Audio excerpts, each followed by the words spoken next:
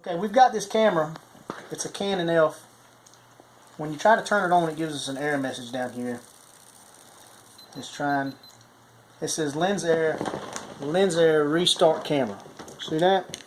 And this thing will not go in. When you mash it, it sits there and spins for a second. The camera won't turn on. And that's crazy. We figured out how to fix this. Watch this.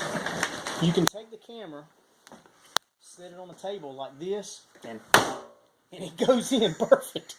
You see how that works?